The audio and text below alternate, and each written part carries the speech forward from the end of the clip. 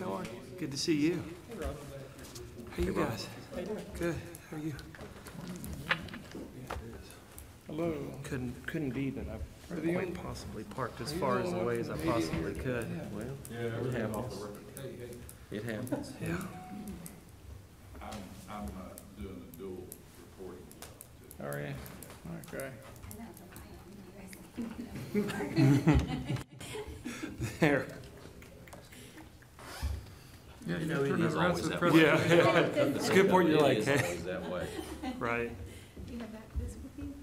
No, I didn't bring that back with me. You're just missing minutes in this agenda. That's all right, I'm on the committee so they can vote. You may Ex be able to take officio. one of these, I'm sorry. Okay. That's okay. Mine's back in the office. I know what's done. I'm interested to hear what these folks had to say. You in trouble? You in trouble? You did? No. He said that it was with West Virginia's Affordable Care. You're retired. Retired.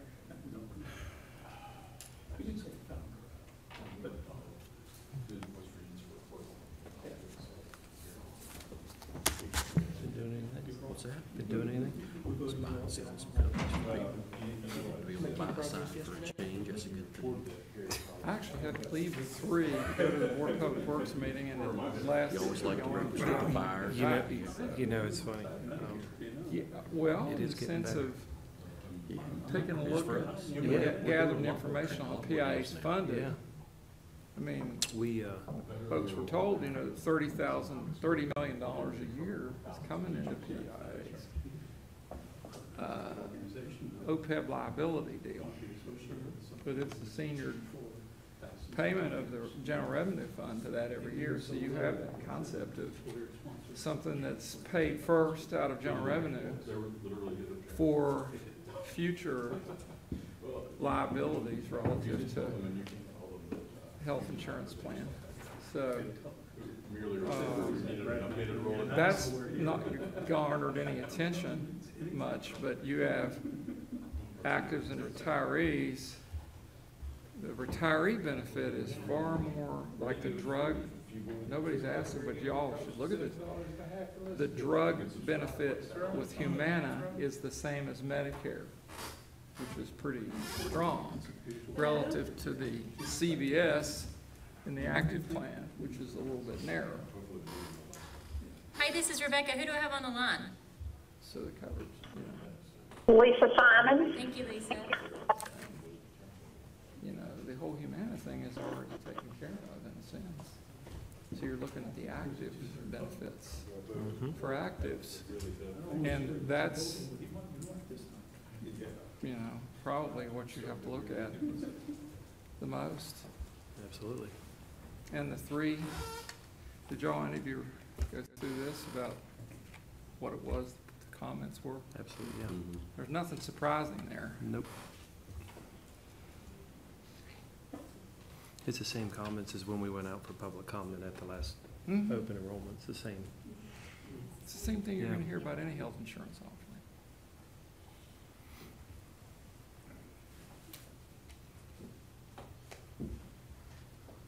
And we're not gonna come up with anything that distinguishes this plan from any other plan. It's just a question is, what kind of plan do we want to offer? Actually, what you're going to find out is this plan, lay it down next to Blue Cross and see what you come up with. I can tell you exactly what that'll look like. I can tell you exactly what it looks like and what it feels like. Yeah, I mean, I mean, that may be something y'all choose to do. there's a couple things I'll distribute to you guys after this meeting. One's a couple national surveys that were done, and then the other one is, where did I put that? I'm sure I paid a locker today. Better go get this. State and regional benchmarks. And I can get this out to everyone, but if you haven't seen it, where the average deductible is in every region. Somebody else did it for you. Yeah. I've had our folks pull some of that data. They didn't quite get done yet. So I'll be happy to distribute this to everyone. It takes all the surrounding states, and then we do a national, and then we do a bigger regional. Yeah, so Ted, that's where it came from, was from me.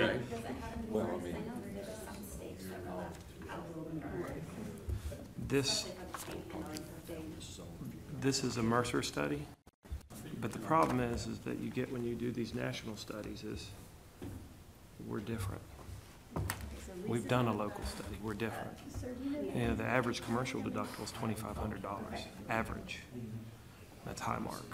So, I'll give it back to you. I got one in all this. Senator? And if I could just remind everyone, just pull the microphones to you when you speak. That way the folks who are watching the stream can hear you clearly.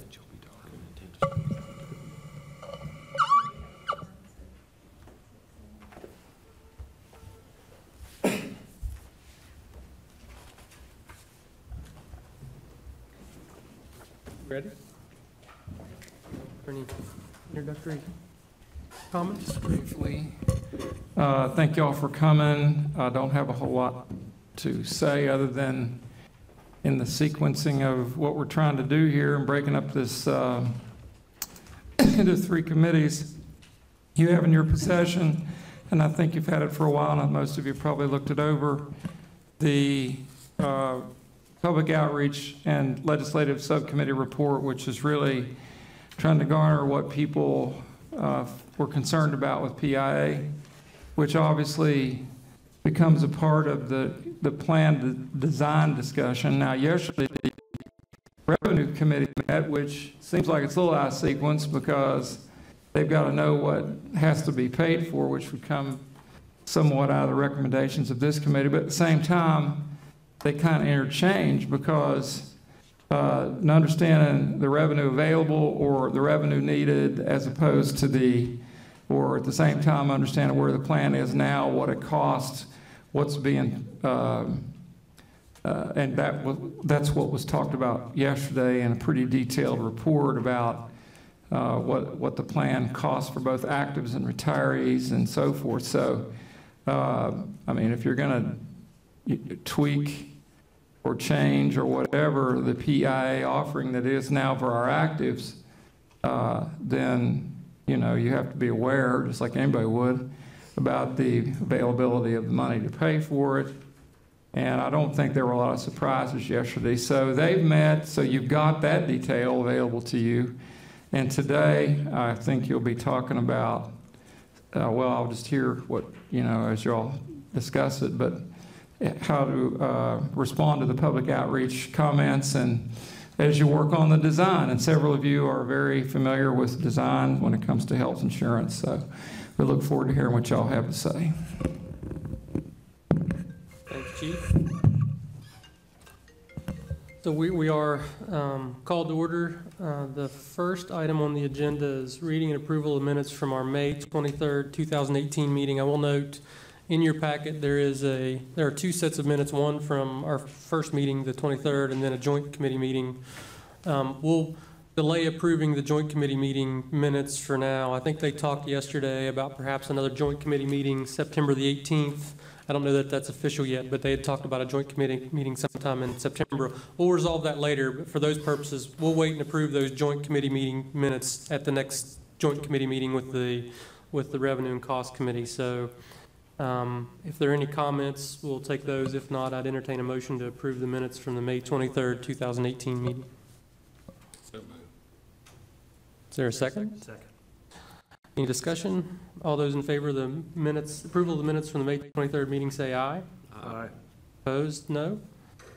The ayes have it, the motion is carried. The next agenda item on our, the next item on our agenda is discussion of the final report from the Public Outreach Subcommittee.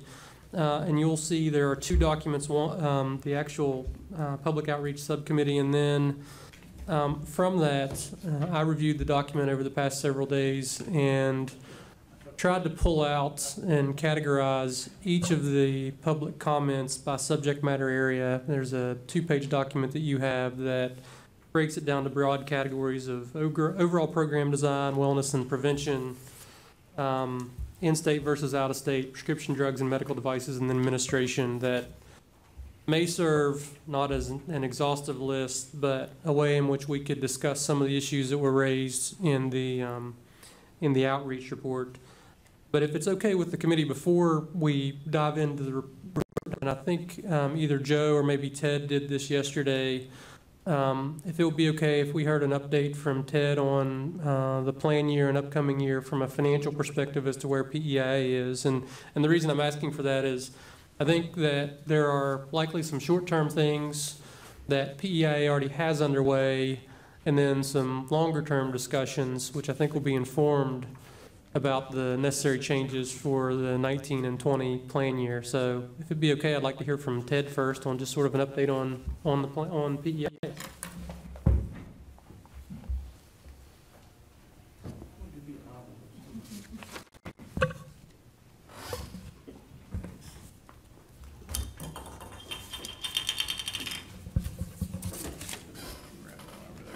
Grab that one. Okay.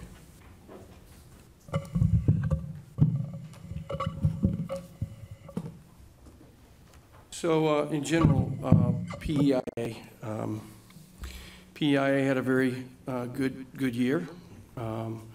With the money for the fix, 2019 is well in hand. We should also have a very good year in 2019.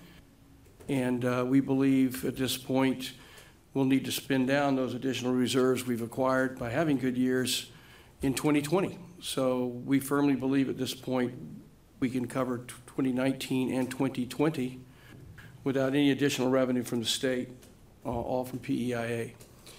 With that in mind, in 2021, that will not be the case, and we will be looking at upwards of $100 million for 2021.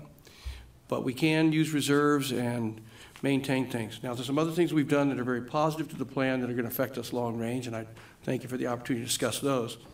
The first is just this week, our Humana plan for our Medicare Advantage employees. We have about 50,000 people on Humana. We have negotiated a renewal with Humana, and I just signed a 2-year rate agreement that is $20 million less than it is today, and that rate is locked in for 2 years, which means I do not have to touch retiree benefits for FY19 or for calendar year 19 or calendar year 20. Now that assumes that nothing happens at the federal level, because the federal government just in 2019 will remove the HIT. I call it the HIT. It's the health insurance tax. It's the insurance exchange tax is going away, and that's the $20 million we're saving. So we locked it in as quick as we could, and as long as that does not come back, Humana's agreed to accept that risk for 2 years. So I think that's very positive news. But that also indicates to you that not all that we do at PEIA is a result of state action or anything that happens to us.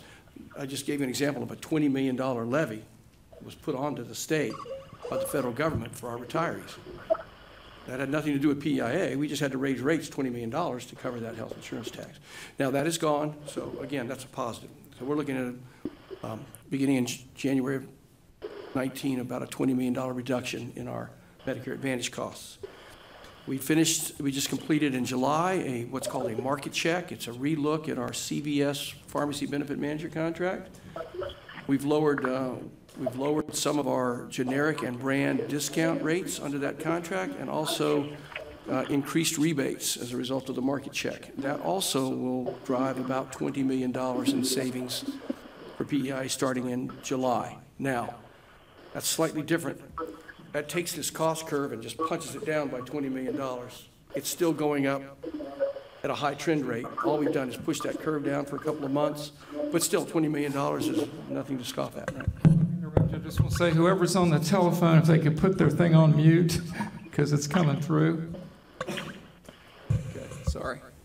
The other thing I keep telling people, the TPA contract is out to bid. I have no indication at this point where that's going to go, or if there'll be a significant savings with that.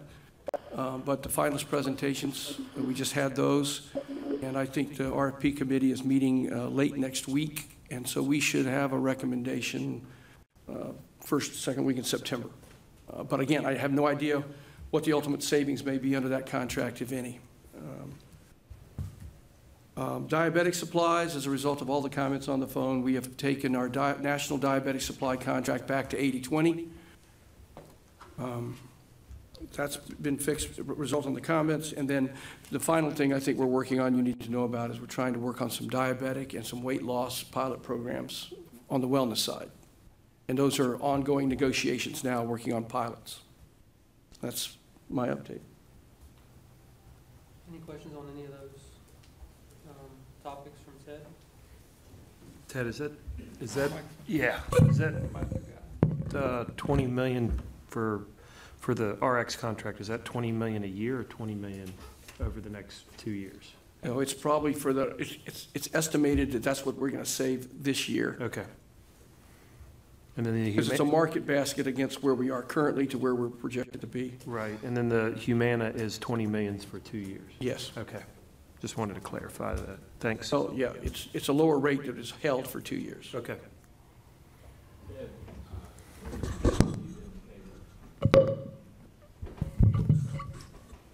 In the past, you'd indicated that absent some change, you're probably going to need $50 million additional on an incremental basis into the future. Now, that might not start for a year because of savings and surpluses you have, but is that still your opinion? Yes.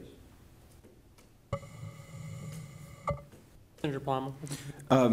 Ted, just remind me, or for us, just exactly what's the amount in the reserves? So the active reserve, I can get you the exact amount. Oh, Sorry. We're sorry, yeah, I didn't want to. well, this is for the future when somebody watches it later, I guess. So the active reserve for the active account is sitting up around, I believe it's, please don't hold me, I can look it up and get you the exact number. It's in the 19-20% range, I believe, but that's in the $130 million range.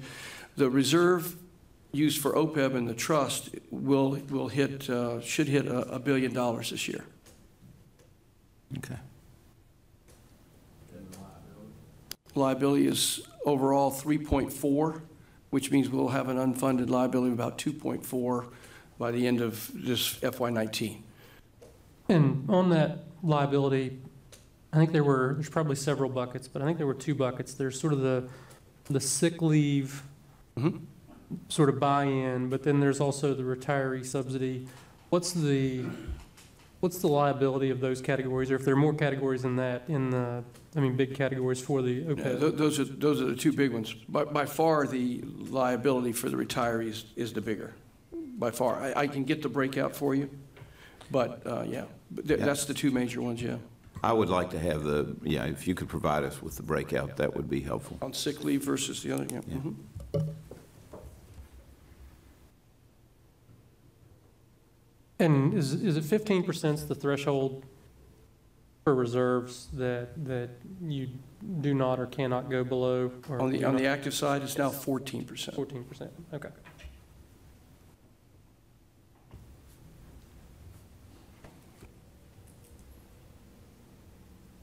If there aren't any other, are there any other questions for Ted on? Don't go anywhere. Please, stay right there. Page 15, we'll just start there since you were talking about updates. So I know during the course of all the public hearings, as you heard, constructive suggestions and ideas for changing, you've been sort of going along and looking at some of those issues. Could you just quickly, for our benefit, because I think we may touch on some of them, there's several changes that you've made in response to PEIA program. You touched on some of them. Maybe any additional detail or impact on cost, either good or bad, as it relates to any of those changes? Yeah, so, yeah, all the program changes that we've made have had a minimal cost. You know, we're having a good year. To absorb that cost seems reasonable. The diabetic supply issue, honestly, well, we had a national vendor, and we went to 70-30 globally out of state, and they were an out-of-state vendor. It was truly an oversight. We did not mean to do that. Our LabCorp contract is national, at 80/20. That was just an oversight, so we fixed them to a national contract. We've added a new lab, as you can see, Mako, and Mako actually has, I believe, a little bit better rates than LabCorp does. That may help us in the future with negotiating those contracts with LabCorp. The other changes that you see listed on page 15, all of them do impact money by paying a little more out of state. And reducing the telemed copay, that also obviously will cost a little money as well. That all helps the beneficiary. It does.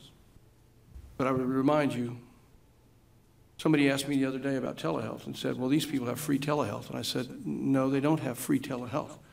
They have free telehealth for the member.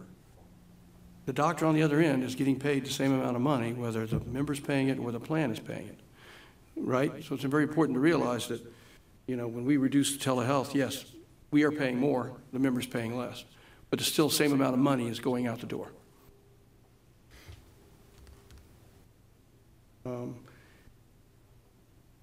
And then for the last two, just so you know, for Naturally Slim, we are definitely committed to that project. We're still working on contract language. That is a 10-week, weekly video weight loss program. We've already run a 50-person pilot. We had about 30% of the people lost about 4 to 5% of their body weight. That's why we're going to the 1,000 pilot, and we may expand it. And then it follows on for a year, monthly after that. Livongo is a diabetic prevention program, and they have two programs. One that's CDC certified. They are officially a CDC certified vendor for diabetic preventive program, which is a long program. It's about 16 weeks or 6 months. To get into a diabetic program, though, you have to meet the criteria set by the CDC to be diagnosed with pre-diabetic, and that's a little more difficult for us to ascertain. So they also have a program that they call, I hate to give you this, tell you this, it's called Livongo 360. You know, 360 is a bad number for PEIA, but it's Livongo 360. Wasn't it Go 365? It wasn't 360. It's close enough. Yeah, it's close enough. Yeah. But it's called 360, and it's comparable to the CDC program. It has all of the CDC program elements plus some additional classes. It goes for a year, and you get a real live coach. And they have also good results as well. So we're going to try that as well. We're working with them on contract language and start dates, et cetera. But another 1,000-person pilot on that. And we wanted to do that looser program than the CDC program just because the requirements, reporting to CDC and all the other things that are required. This is a little easier to work with. Oh, by the way, and we did get our physician authorization lines, you see, on. Not being heavily utilized yet because it's new. I'm planning to meet with the Physicians Association here next month, and hopefully they'll advertise it for us, get the word out. Okay. Yeah. Any questions on any of those for Ted? Oh, the WVU one. Oh, yeah, so WVU, we're excited to say we've signed a contract with them 7/1 to be one of our comprehensive care partnerships. It is it's not a capitated environment like our other, we have 8 others that are capitated. This is a fee-for-service risk-sharing arrangement. And as a result of that, they have some doctors on the borders up around the state, notably in Pennsylvania, to be CCP doctors that are right now at 70/30 because of their out-of-state. And we're trying to work with them to find a way to get them to 80/20 and bring them into the CCP. So that's still ongoing discussions. There. The fact that they're in the WVU network, does that influence the 80/20, Absolutely. 70/30? That's why. That's what you're talking about? Exactly why. Okay, thanks for that. Yeah, WVU's been an incredibly good partner for us. You know, they helped us in the Parkersburg issue and the Marietta issue across the border. They've helped us in the Eastern Panhandle with trying to keep care in the state. They've been a great partner, and now with this, trying to do this risk share with them, I think it's good. And I think, you know, Ben Gerber has been a great asset since he came on, so, yeah, all good. Thank you, Ted. So where we go from here, I think there's two, I guess, interrelated areas. I think it's important for us to go through what's been identified in the outreach committee's report and go through and, you know, a lot of them are things that we've heard on and off, or I don't think there are any surprises.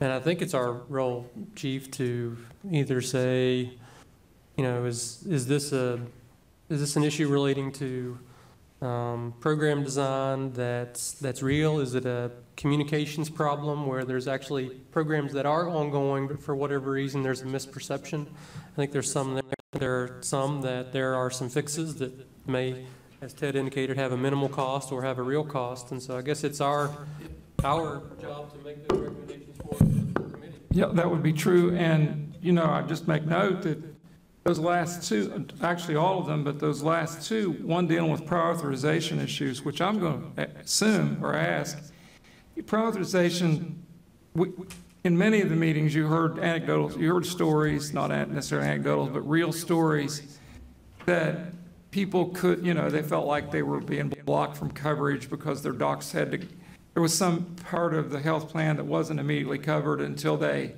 either had to go through prior authorization or get approval. And I don't know where the breakdown could be, but sometimes it may be the doctor's offices couldn't get, you know, the information to you fast enough or whatever.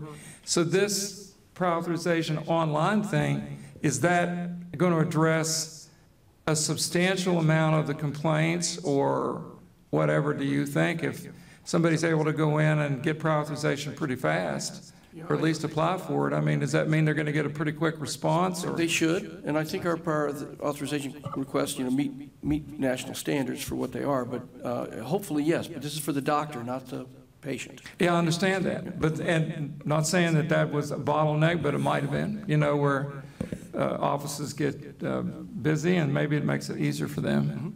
And obviously the last one, and dealing with, we heard many times about the out-of-state thing, and so those are attempts anyway, I mean, to deal with what I perceive to be two of at least the 4 or 5 you've identified as one of the major complaints that we were hearing about throughout the entire public hearing process. And if I may, the question was asked to move back to 80-20. You know, we're currently 70-30 out of state, no matter where you go out of state, it's 70-30. That's Cleveland Clinic, that's Florida, that's wherever.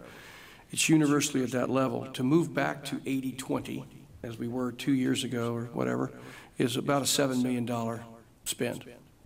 So you'll know what that impact is. Additionally, you know, we have about 143 what I call maximum facility fees, and this was also brought up in public hearings. For example, if you get an MRI in Winchester, across the border, we pay a max facility fee at something close to WVU rates, and that's probably $900. Winchester's probably charging $1,600 to $2,000. We believe the maximum facility fee is reasonable. We've talked to Winchester. They're not going to change. They have agreed to educate. But that is also a complaint. We believe it's worth it to drive the 20 minutes to save the $600,000, $800,000 if it's on the price tag. But in full disclosure, if you want to stop those max facility fees so people don't get balanced billed, that's about $3 million. So you're looking at a $10 million spend to fix what I would say is the out-of-state issue, back to the way it was a couple of years ago, not meaning it was perfect then, because you still have different contract rates, different out-of-pocket max, and other things. I hope that was helpful. No, I'm yeah. Well, I mean, yeah, no, I don't have a response to it. It's just something that Go ahead. I'm going. I mean, that's something that I'm going to suggest and recommend is that we need to suggest the increase of revenue for that coverage, because the max facility fees are a huge issue, as well as the 80-20 in Winchester and Harristown. So I would like to see it go back to the way that it was a few years ago. And since you are the committee that you are, there's another thing to consider on the 80-20. And that is the potential, if you're going to restructure a PEIA plan as a base or a plan option for part of the benefit package for state employees, that you could potentially have an 80-20 buy-up for those people that are interested in going out, and it could be impacted by premium, because we know it's more expensive So, and it would unfortunately affect the Eastern Panhandle more than most, but you could have a base plan, as you say, a 70-30 out of state, but there is a rider to let you go to 80-20 out of state and avoid these maximum facility fees at an additional premium. Just a thought. Actually, from our last meeting that we had, I think one of the suggestions and questions that I had was to see, based on the comments that we received from the hearings, if there was a PEIA plan that could be drafted again, so that way we could see a comparison of what it is now and what it costs, and what people are asking for and what it costs. That way we can see that comparison for the benefit and the purpose of this committee, but also for the Revenue Committee. Sure. I think that's something that we really truly need to have. Kind of what I was expecting them to. Ted and I are sharing mics, so we'll pass it back and forth. I think at some point we need some philosophical direction, because the PEI plan as it exists on a peer comparative basis, and particularly if you look at anybody in the private sector, is a very rich plan. And all the recommendations that came out of the public hearings are how to enhance what is already a rich plan, which is fine. And Beth made some very good points a meeting or two ago about the competitive issues she has in her region and how important it is to have a rich benefit plan to try and compete against the salary structure of bordering states. But yet we're deciding this for 55 counties, not for Berkeley County. And, you know, do we need to make some geographical distinctions of what we do based upon competitive issues? But I think we need some philosophical direction as to whether or not we're trying to maintain a market or better benefit plan for public employees, and therefore how to pay for that within the revenue sources of the state, or are we trying to enhance what already is a better than market benefit plan and put an additional revenue burden on the state, which my own cursory assessment from the outside is that the state has not had budget surpluses that they're trying to figure out where to spend, and we do have competing needs within the state that are there. So what is it we're trying to solve to? Because the easiest thing to do is to add coverages and turn it over to the Finance Committee and say, you know what, here's what we'd recommend, figure out how to pay for it. But is that realistic? And if we're trying to get a balance of moderating the annual incremental cost to the PEIA plan, which $50 million a year compounded out 5 years, that's $250 million more 5 years out. And that's a pretty significant strain on a state budget that's fairly flat in terms of overall revenues. So I think we're solving in a vacuum unless we get some philosophical direction as to what we would like to balance. I'll just say that you raise very, very, very, very probably central point to the whole thing, because the concept of a fix obviously would imply that there were benefits. The fix may have been in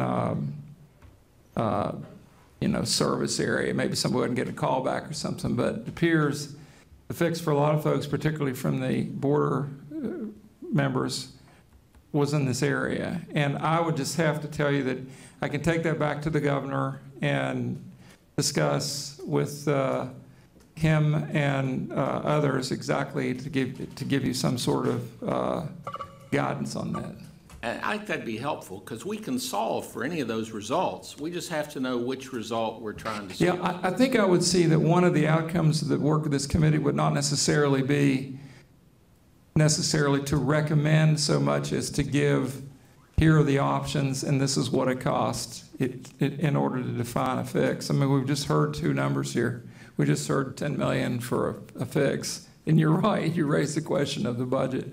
And so I think at the end of the day, when you're done here, that's what we hoped, that we would see what the options were that were perceived as a fix and changing an issue that's obviously surfaced up in her area, and then we'll put a number to it, and then the full committee will consider all of it, and we'll give you some philosophical direction as to where we want to head with it. The governor is giving a lot of thought to this, I can tell you.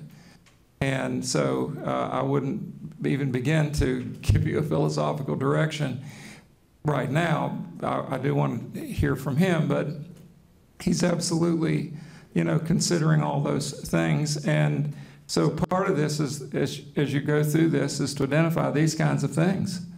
I predict, probably actually hope, there may be other things that you see that appear to be an issue with the participants that we have amply addressed and identified what would be a fix, quote unquote, and what the cost of that would be, and we'd put that, in a larger report or a list or whatever, and then we'll know where we are. And we know that, on this committee, there are several of you that have a good deal of expertise in terms of what to do in terms of design, as well as our director does. So it's a good question, and we will give you that kind of direction in the future.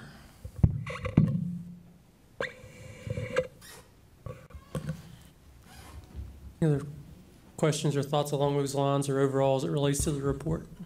I agree. That was well said, Marty. Yeah, it's on. Green light, right?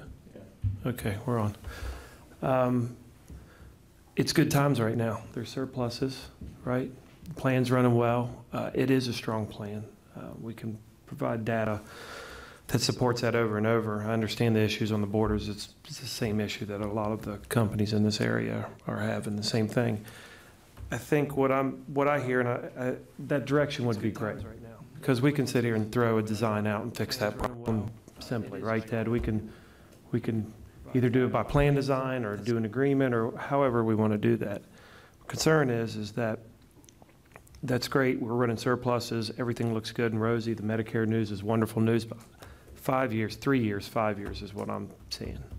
If you sit and watch some of the potential problems that are coming up, there are big things coming up. So if we could open up everything on this plan, prescription drugs, for example. The specialty, I would predict, say in 5 years, Ted, would you support this, that specialty drugs are going to be 50% of the total spend? Right. I'm talking about clients that I have that have drugs they're paying $85,000 a month for, okay? So big things out there. But it doesn't, you're right, and one of the biggest issues coming from that, but the guidance would be very helpful, what I would echo as well. So I'm just getting to the point there. It would help us kind of laser in a little bit more on what we need to do and what those issues are. But there's no question that's been an issue for as long as I've been around this and hearing, so.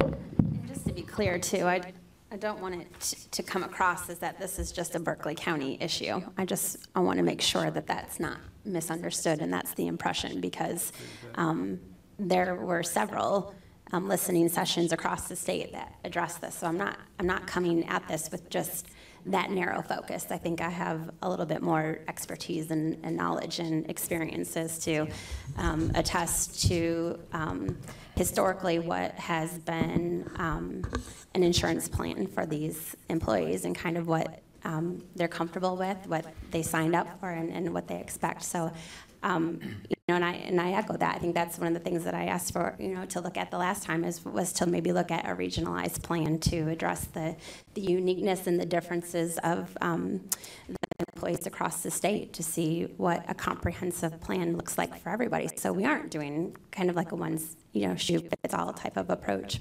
and what those characteristics look like and what the costs would be associated with it. So that is something, too, that I'm definitely interested in checking out.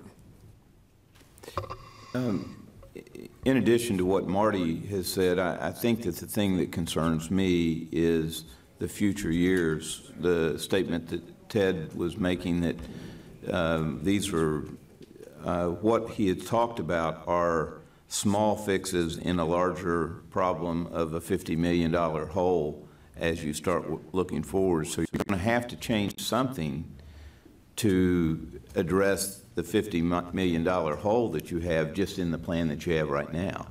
So I think we've got two big issues, is what can we afford going forward, in the 50 million, and then what should it look like to be,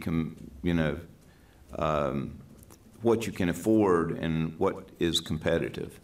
I mean, I think that we're just as competitive as the Eastern Panhandle when it relates to some of the things.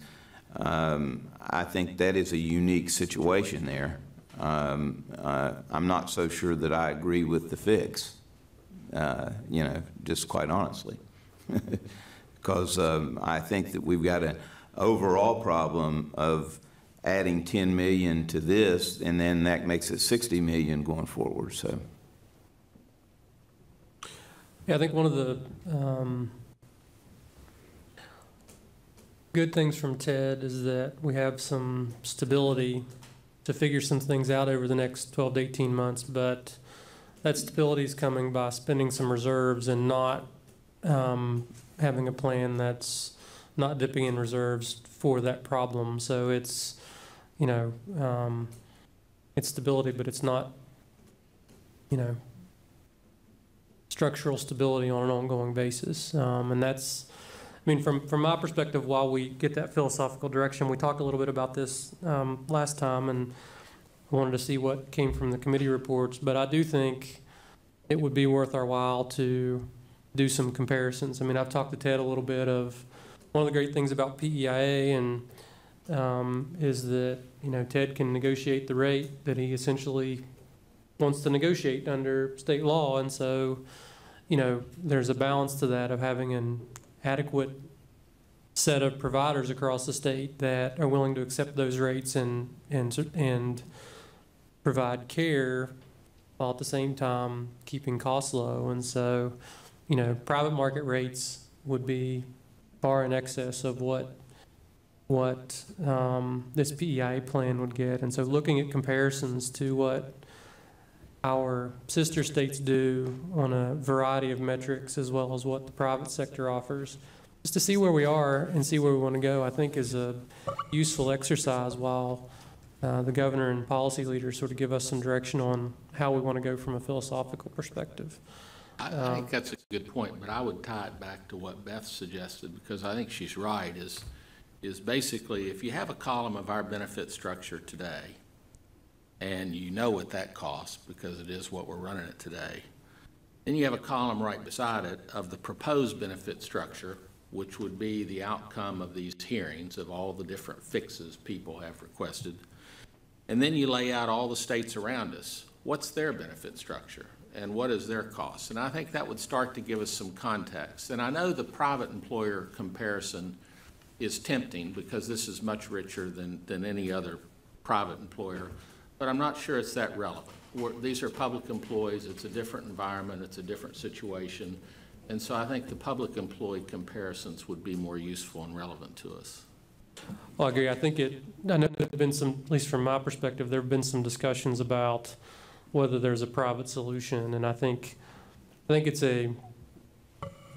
questions of utilization are fair, but from my perspective anyway, in living through it, this is a completely different question and a completely different plan than workers' compensation. We're looking at solving for a completely different set of examples, and I just don't think the reason I was asking or talking about the private plan is it's not something for our state employees that I think is a viable solution moving forward. We're looking more at how we given the great leverage and authority and power that we have as a state plan, who we want to be in that state plan, and whether it's a basic plan, as you said, with riders or different regional efforts, or how that would go, as opposed to let's make this a private market plan. Yeah, I was not suggesting that at all.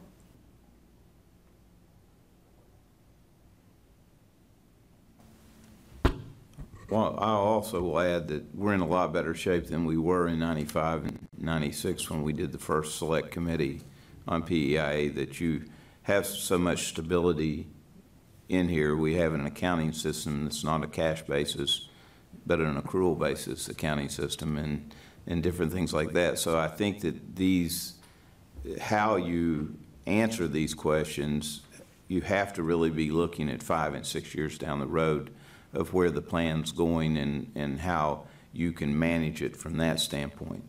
I have not looked at, and Ted, I have not looked at the demographics related to the retirees and just exactly where that goes in terms of the future, 5 years, 10 years, and things like that, particularly related to the retirees that get full coverage that have used their sick leave related to that, because I think that weighs into some decisions we make going forward.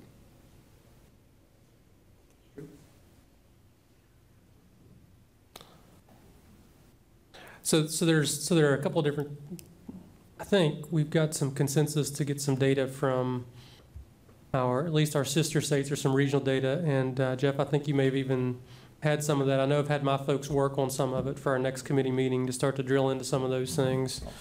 For me, it's something like, we offer a number of plans at PEIA. What do other states offer in terms of how many plans and how those are structured? There have been some discussion as to spouses with other coverage. There have been some questions like that, some basic baseline data as to who covers and what those plans look like, I think would be beneficial for our next meeting as a start. And maybe we can talk with Ted about what we want to see from some of that data for a little bit moving forward. So, Jeff? Yeah, I've got some things that I can get ready and out next week for the whole committee to take a look at. So that specifically drops into the education space and a lot of different metrics. Ted's got some as well that we can pull, but yeah, I'll get some resources behind it and get some things out, some useful information to start comparing. But I mean, Ted, have we ever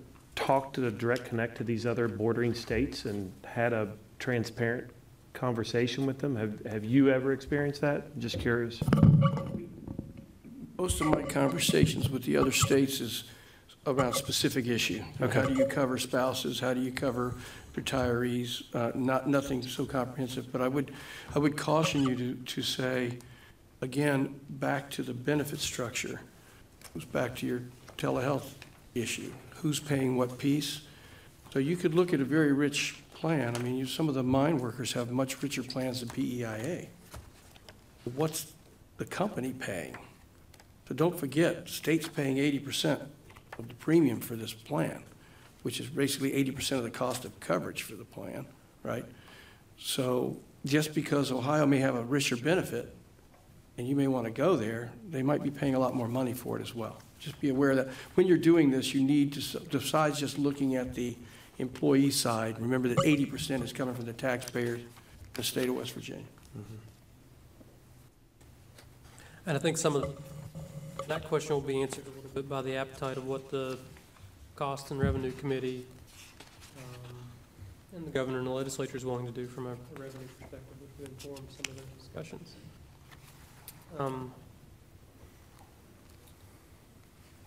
Okay, so Jeff, you'll work on some data, and other folks have particular data requests, then maybe you and I and Ted can work on some of that information for our next meeting. Does that sound okay?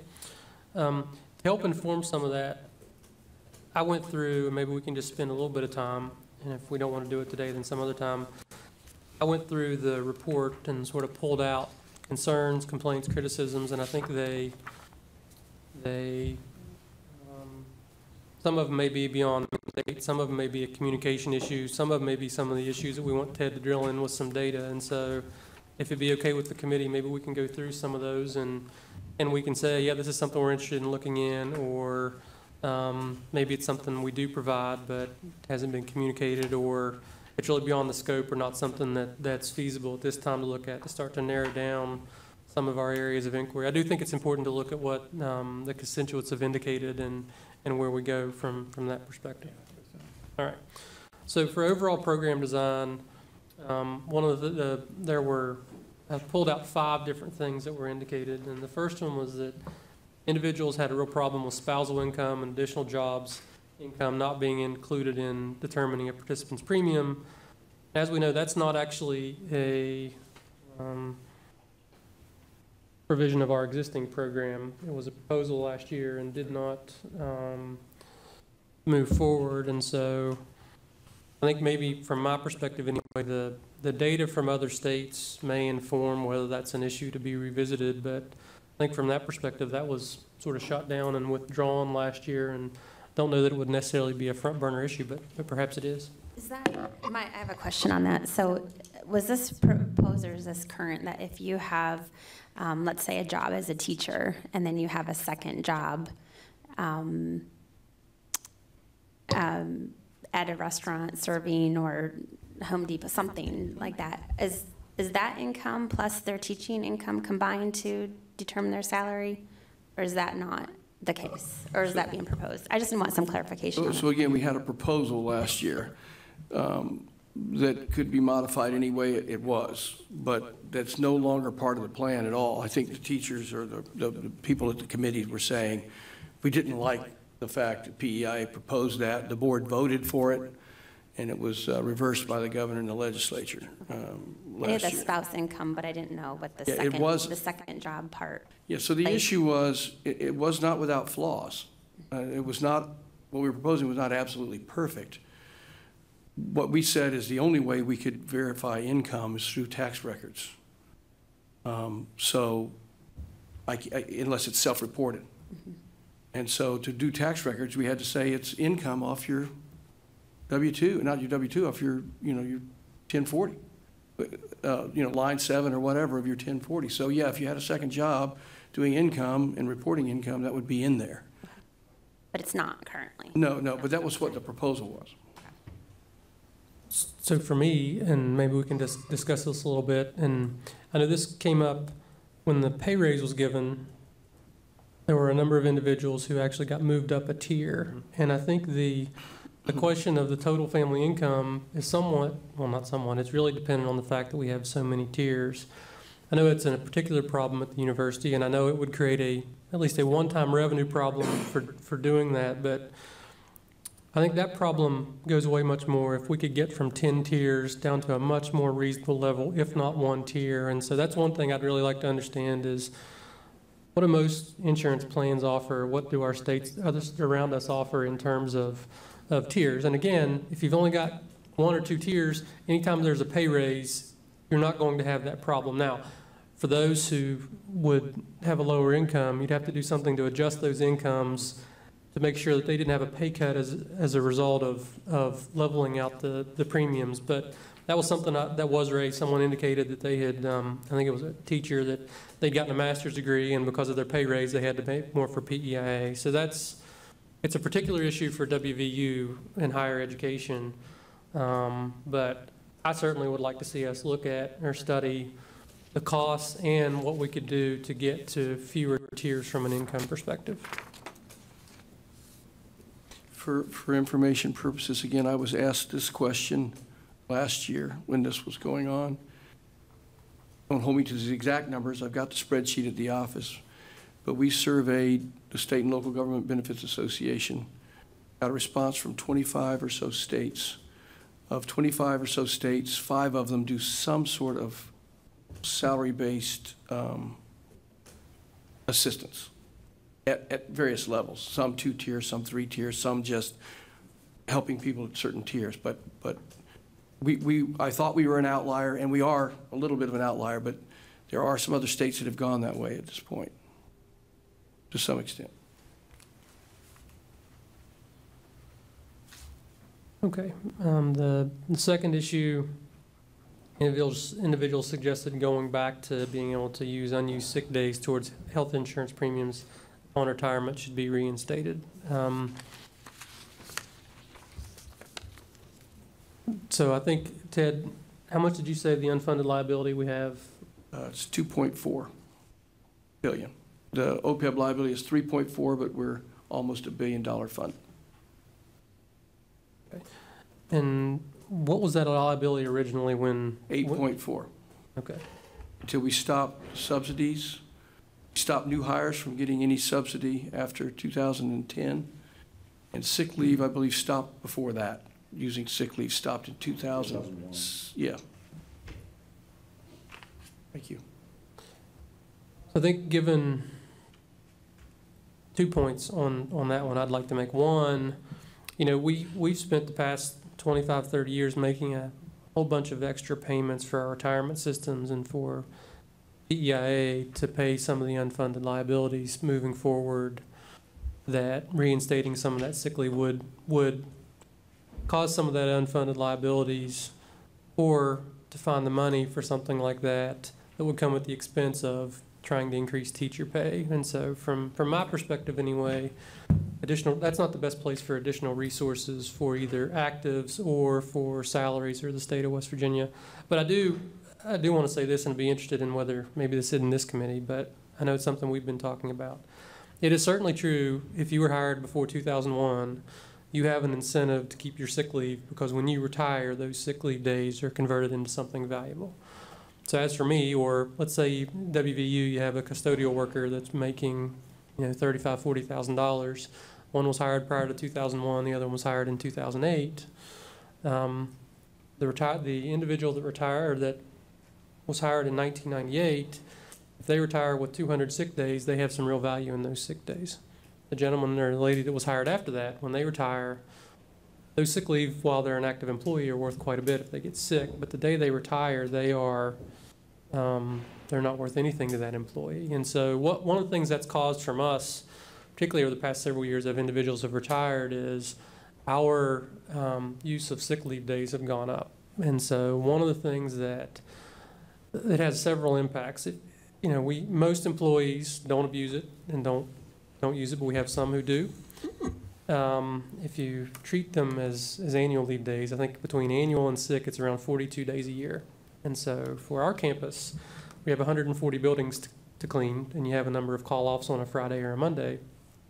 Those sick leave days no longer have any value, and there are some who, when they retire, so they use them. I actually think something that would be valuable for the state to look at, or even pilot, is for the newer employees who don't have the ability to cash in those sick leave.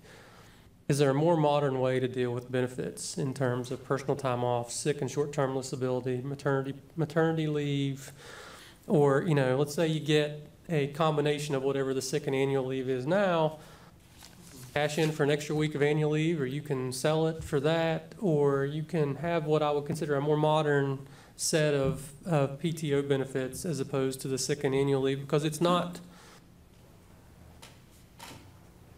Just one other thing, and then I'll quit rambling. I'd like everybody's input.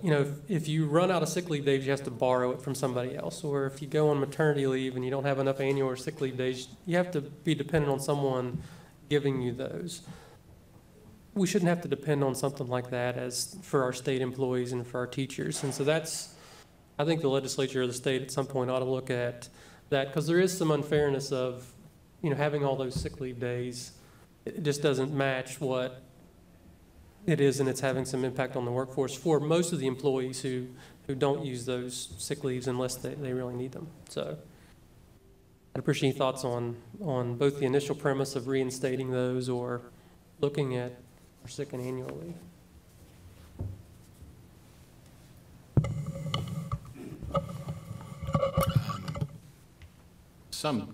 It's really outside the purview of this committee in terms of the sick leave and the vacation time, et cetera, as part of a benefits package. But some time ago, most of the private sector went to paid time off. And you received X number of days, and you could use them for sick leave, or you could use them for vacation. And they limited annual carryovers so that you could carry over a week or you could carry over 2 weeks. I don't know how that fits in a state structure, but that's the trend that's been taking place with that issue outside of the state structure.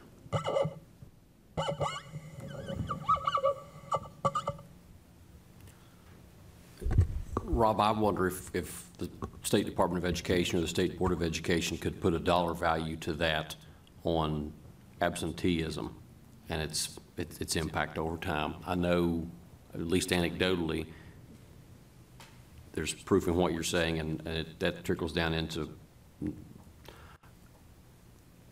not only real dollar costs, but also breaks in continuity of people in the classroom, people in their jobs.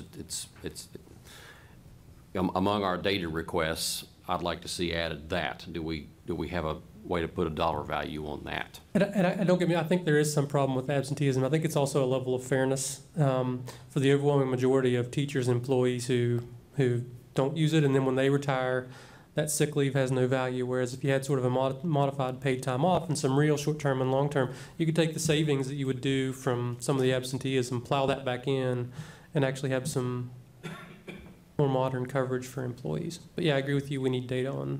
Now departing. Lisa Simon, Mon Health.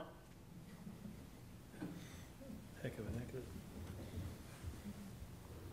Okay. I think the next one, individuals have indicated overtime benefits have eroded to the point that their salaries are out of compliance with the cost of living and their cost of health care. I think, I don't know if there's anything to study there other than to note the PEIA benefits now compared to what they were 15, 20 years ago.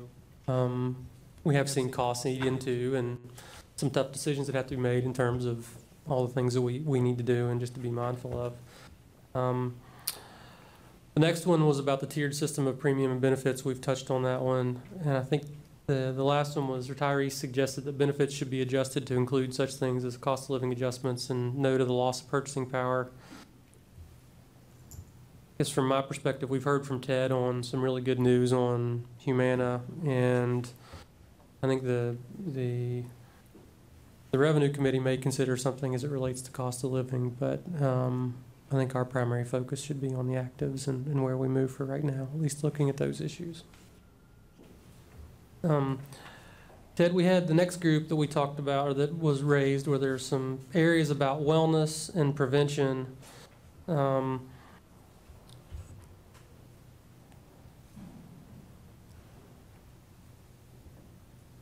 Where are we as it relates to, I know Go 365 was suspended, but could you spend just a little bit of time talking about, I think you mentioned them, that some of the wellness initiatives PEIA currently has ongoing and maybe some of the things you have on deck to consider?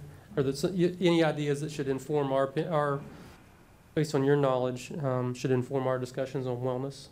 Yeah, the only things we've got, we're looking at, like I said,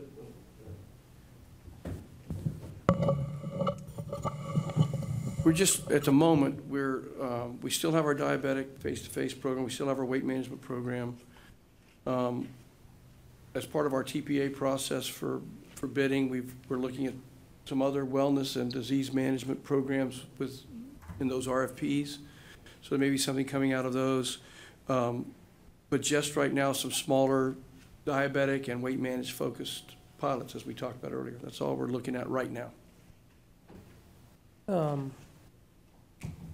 And what about preventative programs, particularly in rural areas? I think you just already covered the diabetes program. Yeah, so we have several weight management sites that can reach some of those areas for that. And these other programs are both, the two we're looking at are online based. Now, I know we've got issues with access to online in our rural areas, but that's our next look at using online so people can reach it rurally if they can get cell phone coverage or internet of some sort. My fellow colleagues, from a wellness perspective, what do you think we need to dive into or help? I mean, I think it's critical not only for PEIA but for the health of the state overall as to what we can do. I think there's an appetite for wellness from what I saw from the report. It's just they like the carrot more than the stick. I know there's some effectiveness of each of those things. I think we've already seen that the stick is not very popular right now, but what do we want to look at as it relates to wellness and what we might be able to do to help from a cost perspective? Yeah, Ted, I will say that the Naturally Slim program is top notch. And I'm really interested to see what the results will be after this 1,000-person. It's been around for a number of years. It's something I'm very familiar with. It's probably something I should try, actually, just in general. But, to that point, I mean, I think everybody uses the term wellness very loosely. It's kind of PC to say wellness. But what we're really talking about here is population health management, okay? No one wants to say that, but that's what it is. What scares me and what scares every employer that I work with is our diabetes and our obesity rate. And it's only going to get worse. So while we're sitting in this years where we have a little extra surplus, I truly think we need to develop an effective employee behavioral health modification or assistance program to help address those issues. You know, the cost just for obesity alone, I think the last number I looked at for diabetes was 40% of the country is going to be either diabetic or pre-diabetic in the next coming years. Scary. These drugs are not cheap. That's the other thing. So let's go back to then the plan. If we can keep one person through Naturally Slim or through this diabetes prevention program, that's tens of thousands of dollars that the plan can save. So I know we're talking about plan designs that make immediate changes, and we can recognize the dollar amount, but I would also ask the committee to recognize some of the soft costs or hidden costs that we're not looking at that we need to be prepared for that are coming down the line. So stick versus carrot. Carrots are nice, sticks work better. I mean, just giving you the honest, from my opinion, when I say sticks, if you're looking at my program, our company has 4,500 employees. We have to do 4 things. I get a $100 gift card. Get a physical, answer a questionnaire, do a couple activities, okay? It's stick-based.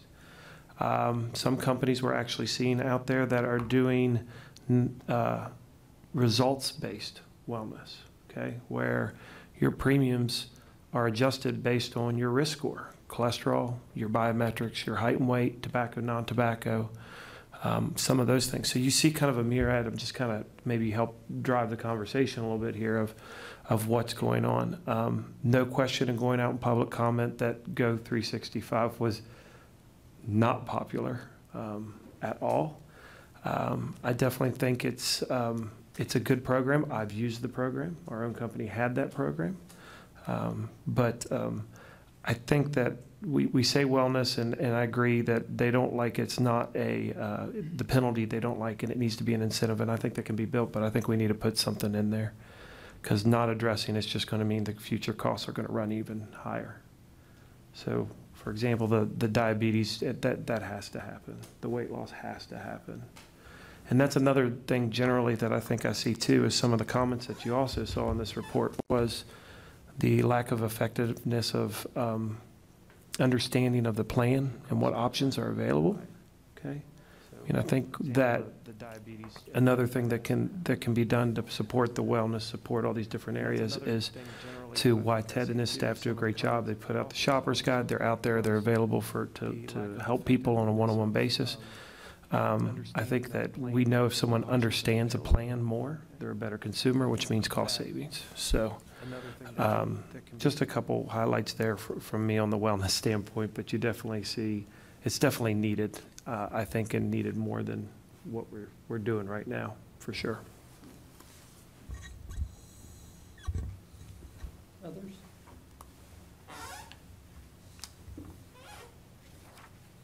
Jeff, does your company,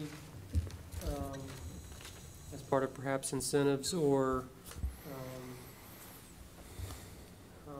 making healthier choices, do anything with high deductibles and health savings accounts, or using health savings accounts as a type of an incentive of funding for population health and for benefits for something like that? Absolutely. So not only our company offers 3 plans: a traditional PPO, a $3,000 qualified high deductible plan, and a $5,000 qualified plan. And we're just in the process of starting our wellness initiatives, which I think are going to look much different next year. But I will tell you, I have a number of clients and companies that we work with that their contributions to a health savings account or a health reimbursement account are tied to their participation in wellness. All right, so, you know, we know we have an HSA plan. We know what our minimum deductible is. You do these things, we'll provide some dollars for you. So absolutely. I mean, it's not one size fits all, is I guess the point I'm trying to make here. Everybody does something a little bit different. Everybody learns a little bit differently, you know. But yeah, I mean, it's really an open slate. It's what would work for this truly unique group, given its size, location, all of the other things. So yeah. Anything on that topic or anything to add to?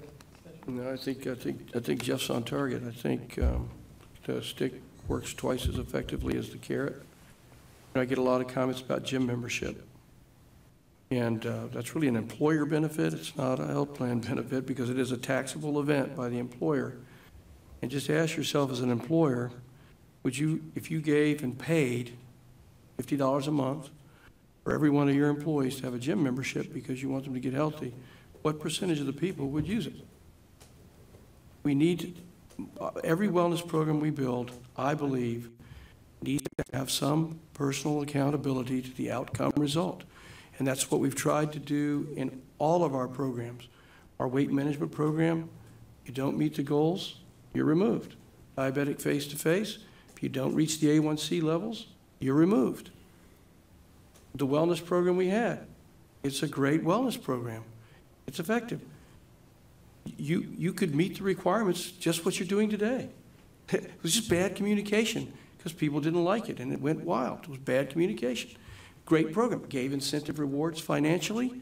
It gave penalties that are the same penalties you have today if you don't have your numbers in line. It was nothing much different than what we're still doing today. It's just the communication was there and the incentives. We have got to have some responsibility for shopping and taking care of health.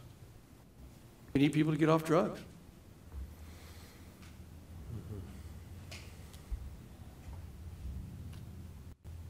Nothing else on that topic. So there was a comment that was mentioned in the report about additional preventative medication and procedures such as mammograms, colonoscopies, prostate cancer screenings, immunizations, and nutrition and counseling. I'm assuming, I mean, go ahead. Yeah, that, again, I think that's a misunderstanding or lack of education. Affordable Care Act requires us, state code requires us to provide these wellness services, and we provide everything that's on the schedule of the U.S. Preventive Task Force for free at PEIA. Okay. I think we've talked about some of the areas we want to focus on in-state and out-of-state coverage. I know that was mentioned early and often. Anything else on that topic that we want to try to look through as we look at some data moving forward?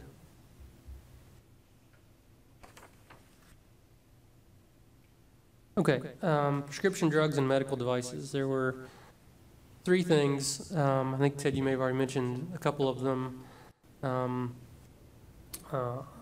Concern about the plan dictating prescription and problems relating to the drug formulary and differences between 30 and 90-day prescriptions.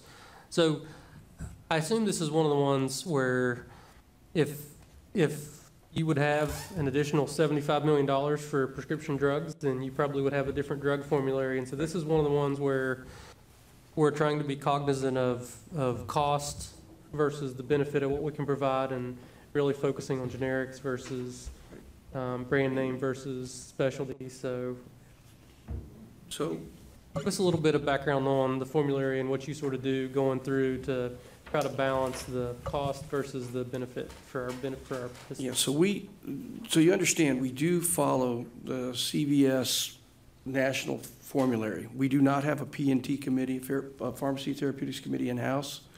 We do follow their national formulary, and they're looking at that formulary all the time. And it does change, as we said in public hearings, it does change every quarter. There are some bigger changes usually at the first of the year and usually bigger in July, but they do change every quarter. And I hate to say this to you, but it's the way of the world. Rebate management is incredible. You cannot ask a question to CVS about, let's not do this without, that's going to impact rebates. And rebates, guys, are upwards of, think about this, we spend, let's call it $250 million in drug spend every year, and rebates are upwards of over $50 million. It's a huge management of rebates, and they're changing all the time. They change daily. And I think it's ludicrous that you have to ask a diabetic who's been on Novolog for 10 years, when all of a sudden we can save $200 a vial of insulin because of a rebate deal with Novolog or Humalog, and we're going to ask them to change drugs. Now departing. It's ludicrous, but this is the life we live in. For me to manage the money, and the more I manage the drugs, the more I keep the cost down, the longer this plan lasts. So let's talk about the 90 and 30-day issue, because I know that came up a lot. There is some miscommunication that you are allowed under PEIA 2 trial fills for any drugs. So if you need a long-term maintenance drug, you're required to have a 90-day fill under PEIA. This is worth about $15 million. It's better for PEIA. It's better for the member because the member's only paying 2 copays instead of 3. So it's good all around. But if you started a brand new blood pressure medicine with your doctor, you have a 30-day, you can get a 30-day fill. And if that didn't work or he wants to change the doses, you can get another 30-day fill. And if he says, you know what, that drug doesn't work at all, try this new one, well, it starts over, you can get a 30-day fill. Until you're established and that doctor agrees within 60 days you're on that drug, then you go to a 90-day drug fill. Now, let me give you the other reality because I'm not silly. We have a lot of people that are out there working very hard for the state, doing a great job with not a lot of money.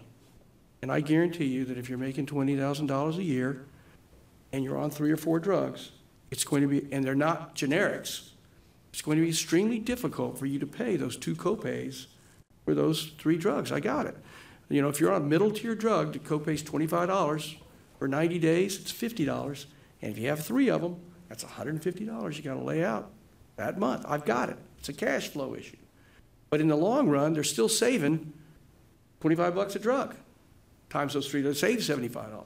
I mean, it's a cash flow issue. But the 90-day fill was something they weren't happy about, but that's why we did it. We went there for that reason. Did that answer your questions on both of those? It did. Can I ask a question on that? Sure. So if somebody has a specific prescription that has been working for them and it's what their doctor prescribed, and they go to the pharmacy to have that refilled, and now that is a different drug that's been given to them by the pharmacy, and they say that PEIA has dropped it, is this the reason why? I don't understand the scenario that we've dropped the drug. Yeah, we have several, and I think that was a lot of what the comments alluded to and a lot of issues that our employees have. I don't know if WVU has the same issue, but that's one of the concerns. Drugs change formulary tiers from time to time. They'll go from 3rd tier, which is 75% coinsurance, to 2nd tier, which is $25, or from 2nd tier to generic, which is $10. Right? They move tiers from time to time as we evaluate the plan. It is possible that a drug goes from a $25 copay to the 3rd tier at 75% coinsurance, and that becomes very expensive because 3rd tier drugs probably average $600 a month. So it is a burden. Last year, we did something unique to PEIA. Our philosophy has always been, you can always get the drug, you just have to pay for it, right? Work with your doctor to get a cheaper tier drug. Last year, again, we're following CVS's national formulary, we actually have a list now of excluded drugs. Drugs that are not covered by PEIA because they are not believed to be efficacious, there's something better, and there should be no reason to cover them at all. I say that, we now have an exception process for those excluded drugs, and only for the excluded drugs, because there is an odd circumstance, 1 in 1,000, that odd drug is the only thing somebody can take, and they can get a medical exception direct through CVS. That is new, only on excluded drugs. Other drugs, they're either covered at 75%, $25, or $10. I think that's what the question is who's making the decision to exclude those drugs? What is it? CVS. CVS, okay. Ultimately, the buck stops with PEIA. It is ultimately our decision. We can override CVS. We don't choose to because we believe that's the right philosophy and that's the one we want to follow.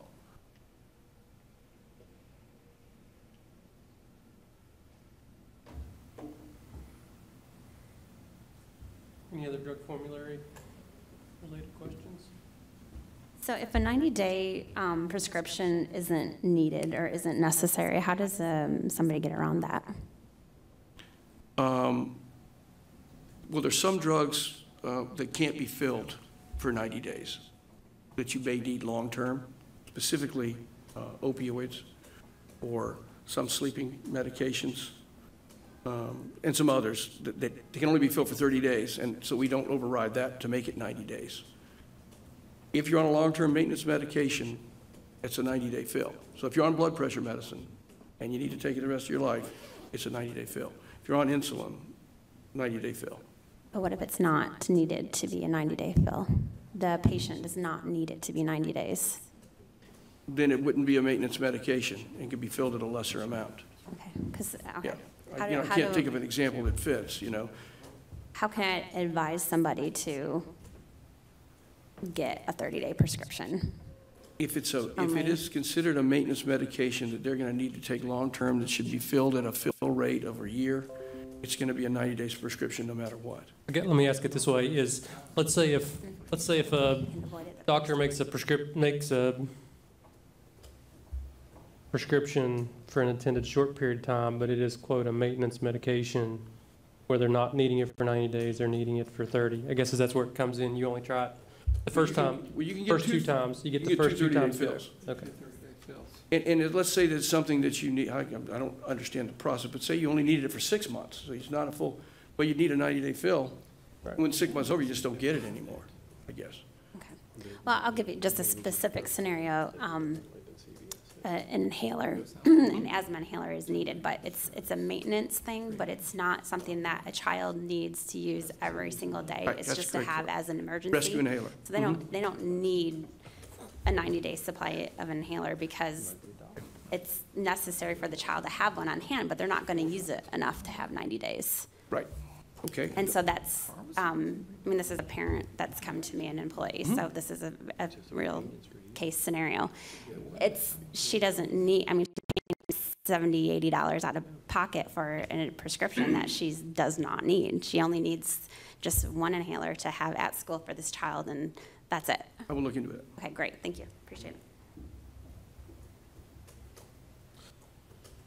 There were some concerns about duplication of x-rays, MRIs, CAT scans where the procedure was recently completed. Is that an issue often for PEIA, Ted? Yeah, it does happen.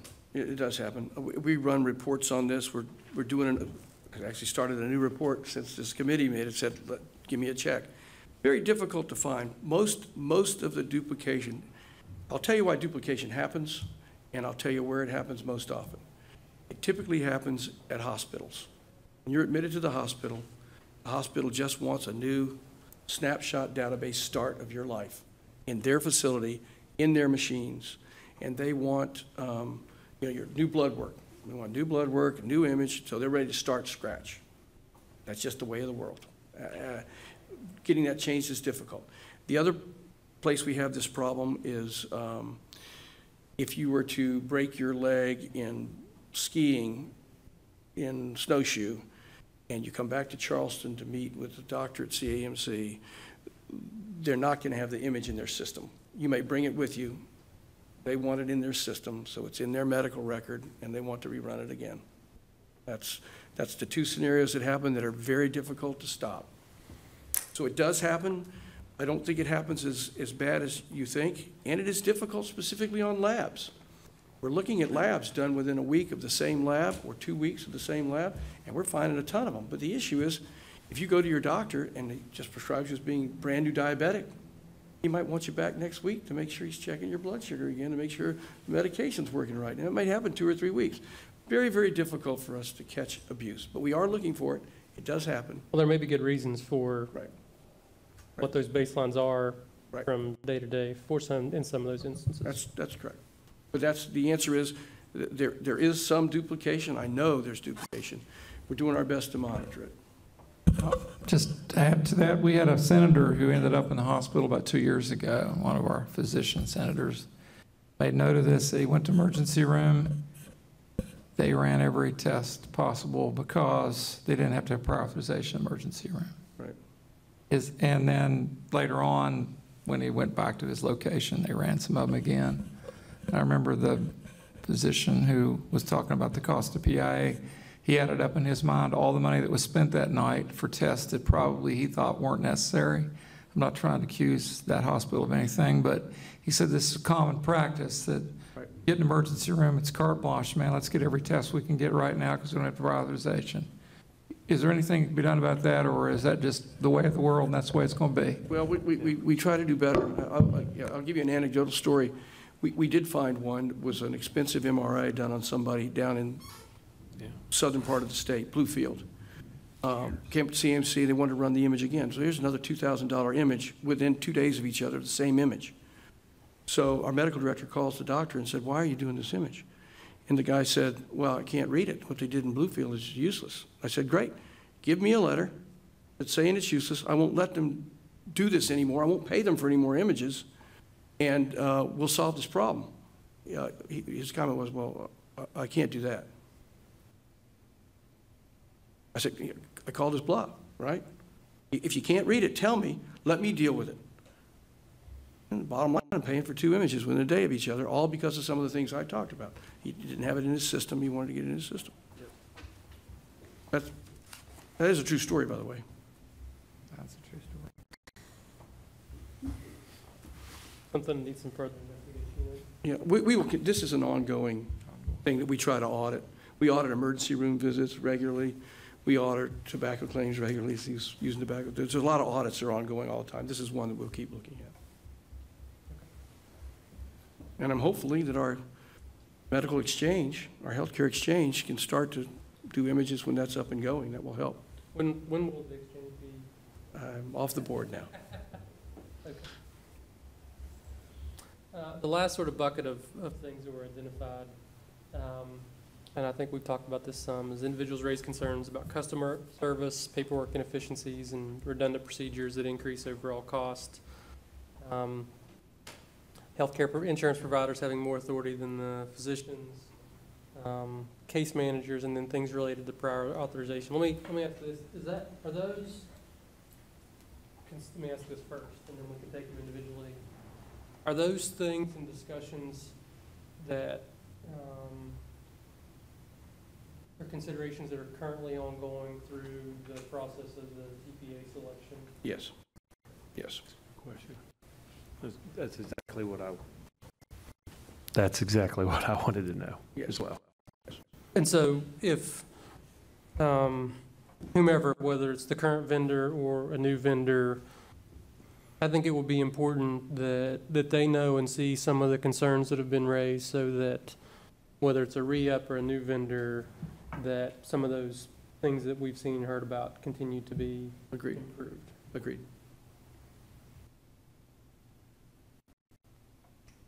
I think this is one of the critical areas, is the administration of it. I think it just behooves us to, as we hear those complaints and from the outreach committee, is that to be front of mind for PEIA as they bring in the next, whoever it is, current or the new vendor, from that perspective. Anything else on administration other than that sort of broad comment?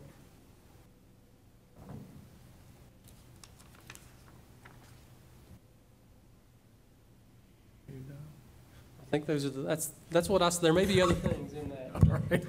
I'd just like to thank you all for, I think, this exceeded my expectations on how we would get into some of this, and also to get the philosophical answer as to where the governor wants to go with conversation about some of the changes, and I'll take that back to him, and then we'll communicate back.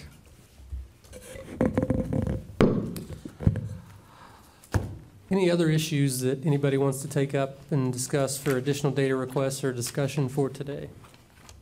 You'll let us know about the next meeting day. Yeah, I think that's what they had. Okay. If there's a desire to meet before then I'm happy to do so. I think what I'd like to do is, if we get that firmed up, to definitely do that and have that joint committee meeting. If we can get some data back to the committee to be reviewed in the interim, and we have the ability to move forward and have a meeting before then, I think we have to have 5 business days notice, and we could do that. You're going to be a little bit predisposed. I might point out that is the week of the legislative interim meetings. Okay. So just for whatever that's worth, it is. That day. Our goal is to try to include it as an interim meeting on the interim schedule. That's our goal. But without clarification on that yet. Yeah, I'd just counsel strongly against that idea. Okay, so why don't we do this then? well, I'll work with Jeff and Ted, and we'll aim by mid-next week to send an outline of the data we're going to look at to the committee. Folks respond back, we'll start to gather and get that data out.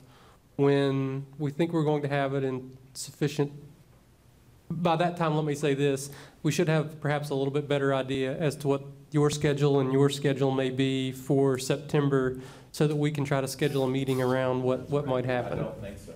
I don't think you'll figure ours out. Well, I mean, this is, We'll make that. okay, well, fair enough. So we'll work on data and getting that out to where we'll be informed for our next committee meeting. How about that? Ask for clarification. Sure. As far as data goes, is that kind of like some sample plans that we can look at with addressing these concerns and possible fixes? Yes, I mean, yes. Yeah, from our viewpoint, from my viewpoint, we can model whatever you would like to see, and then we can try to administer anything you come up with, and we stand willing. That's what I said all along. We're here to do what you want to do and make this thing right, and we can implement that. I just need to know what you want us to look at to model. It's just like I got asked out of state, I've given you the answer. And so when you ask those questions, if you can consolidate them for me as best as possible and say, here's what we want you to do, it gets one data request and it makes it more efficient for me, but we'd be more than happy to model what you'd like. Have you ever looked at the tiers, like limiting the tiers like he mentioned? Have you looked at that before? I mean, can we see that? Can we see that? I don't know if it was in the 100-page packet or not, but we can definitely get you what we took to public hearings last year. We took out a 3-tier and a 5-tier suggestion last year. Yeah.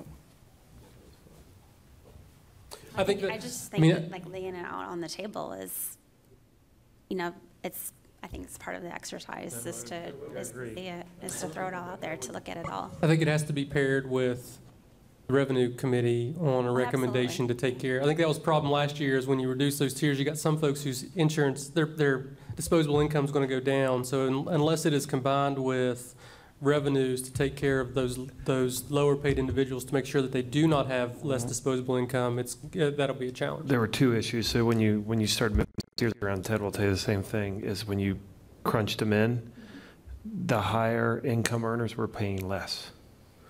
Okay, so you had to, when you really start looking at the population, it seems like an easy proposition, but let's get the data and look at it. I agree with you, because it makes sense. It does, and I think, what's different this year than it was last year is that we have the opportunity to look at what the other costs can be put into it, which we didn't have the opportunity before. So it's, sometimes timing is a desirable thing. Right. All right, anything else? Rob, I would ask that the data that you all requested and are getting, that be shared with the additional members of the task force so that we can see the data also. And I mean, I'm going to be here at every meeting. I would like to have access to the data that you're looking at. Absolutely. Absolutely. Yep.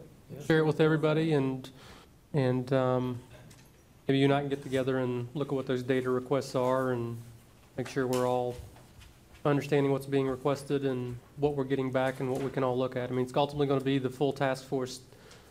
We're just a subcommittee trying to ferret out information and provide options to the ultimate task force, which is going to have to make that call. So absolutely. All right, if there's nothing else, we'll stand adjourned.